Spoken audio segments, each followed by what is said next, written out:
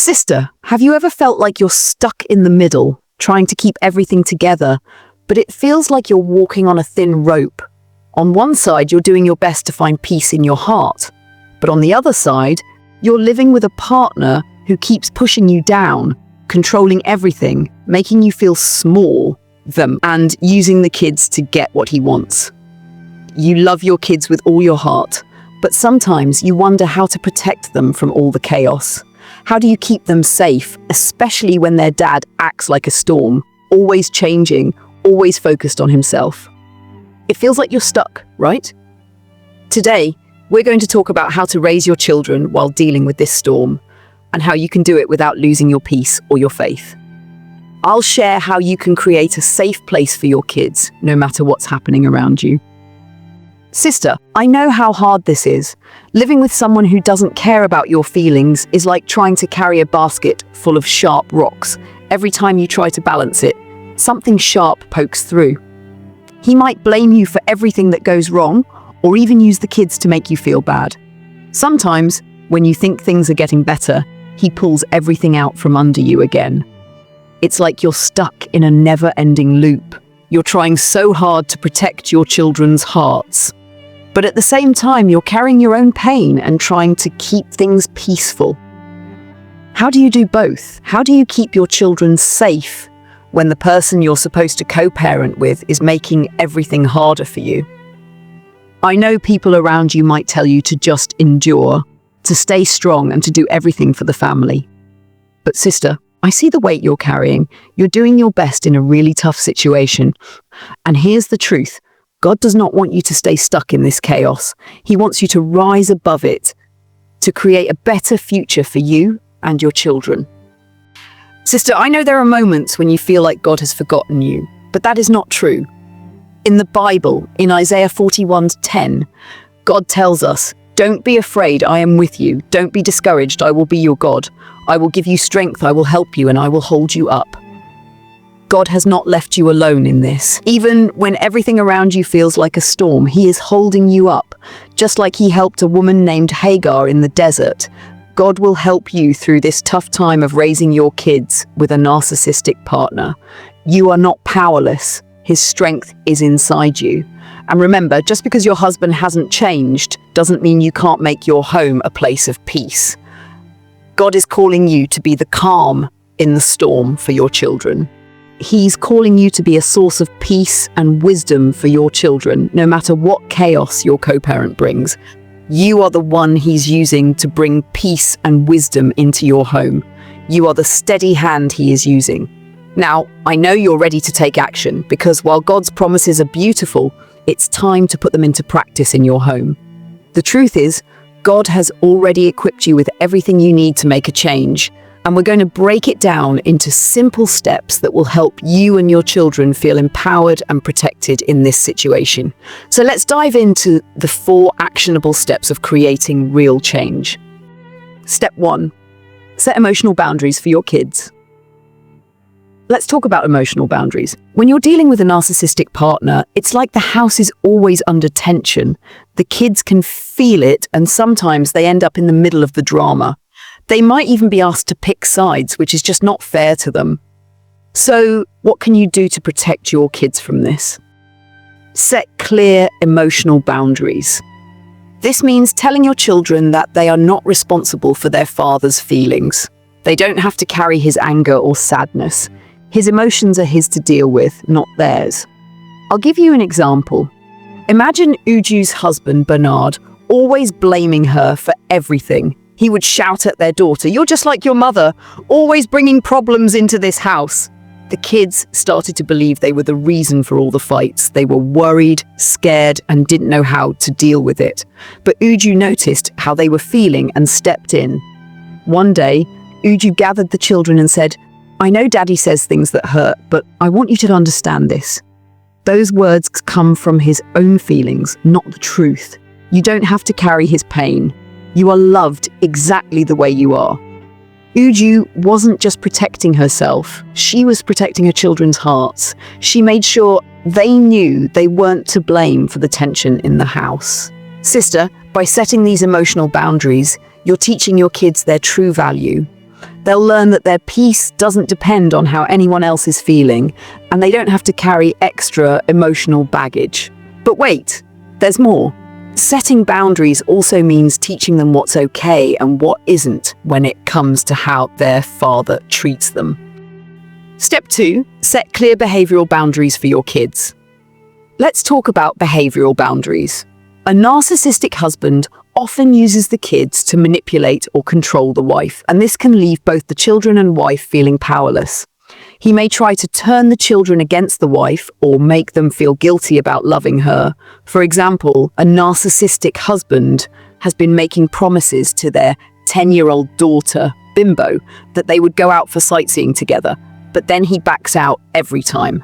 Bimbo ends up feeling confused and hurt because she was really looking forward to it, and now she doesn't know whether to trust what her father says. This is very common in narcissistic relationships, where the husband manipulates the kids by making promises he never intends to keep, leaving them feeling disappointed and confused. So what should the wife do in this case?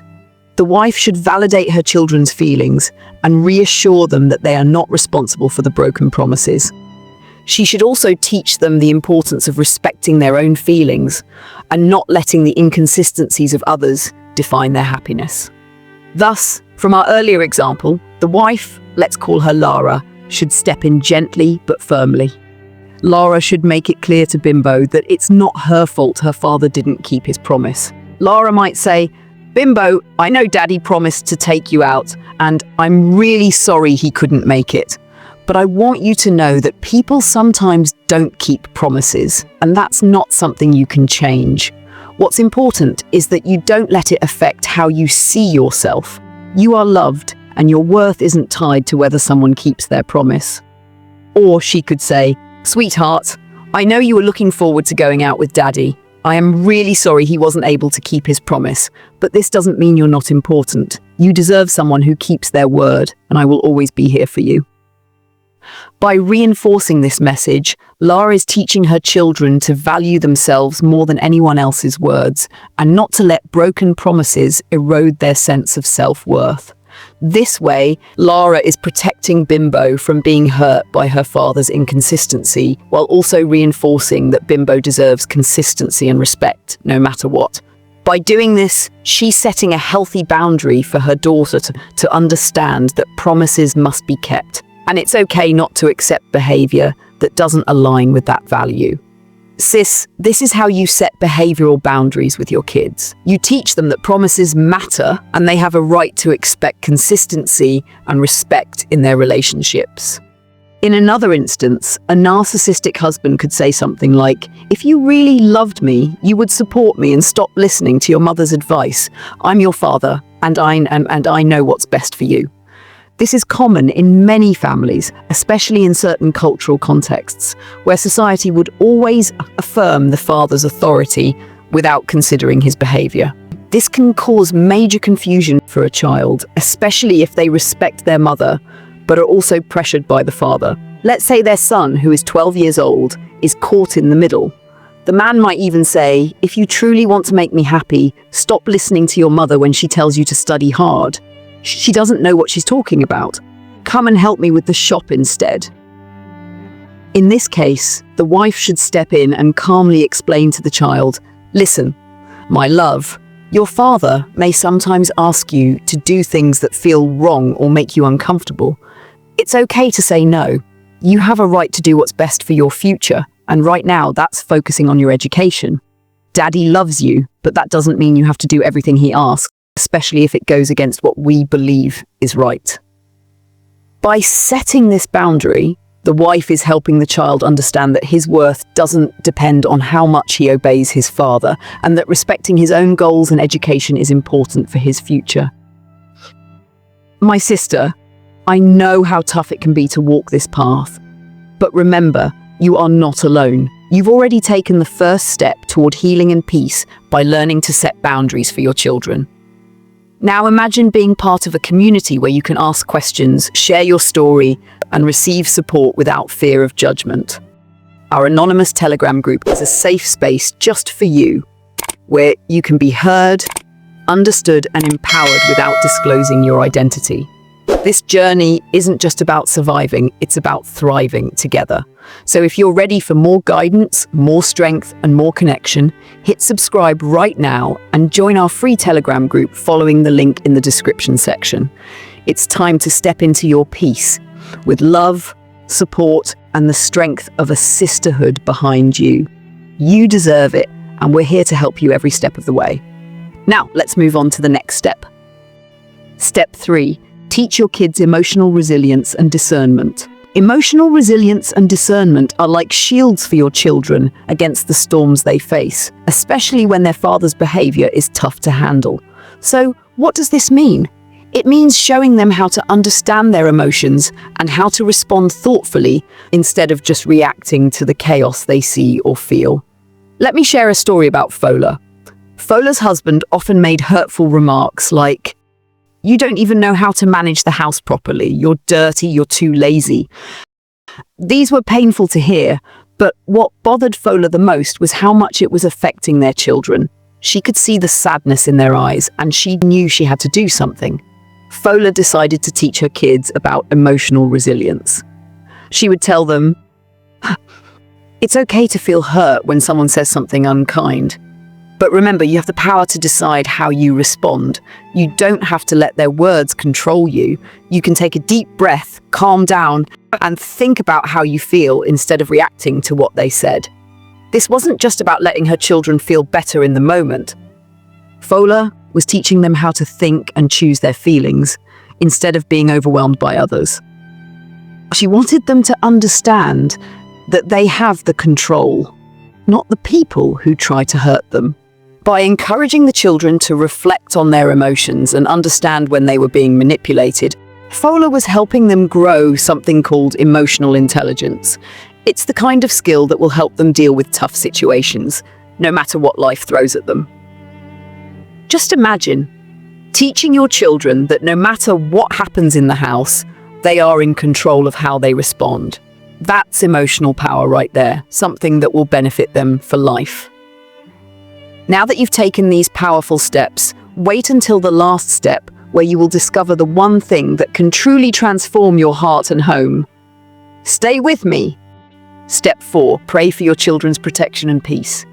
Sister, always remember the power of prayer. Even when things feel out of control, prayer is something you can always do for your children. You may not be able to fix everything happening around them, but you can pray for their safety and peace. Ask God to protect their hearts and minds, keeping them safe from any harm and confusion. Pray that they have the ability to know what is right and wrong, and that they can stay strong and calm, no matter what is happening around them. You can pray this simple prayer: "Lord, please protect my children and give them peace. Help them understand what is right and wrong, and give them the strength to stay calm and grounded."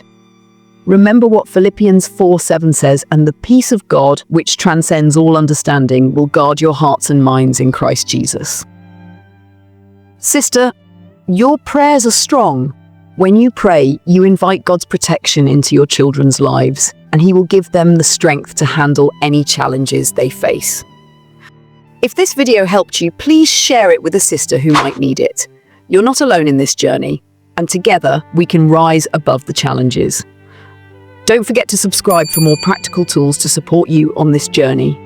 Sis, you are unshaken, chosen, and equipped for this. You're teaching your children valuable life skills, and God is walking with you every step of the way. Your best days are ahead, and He's got your back. Thanks for watching.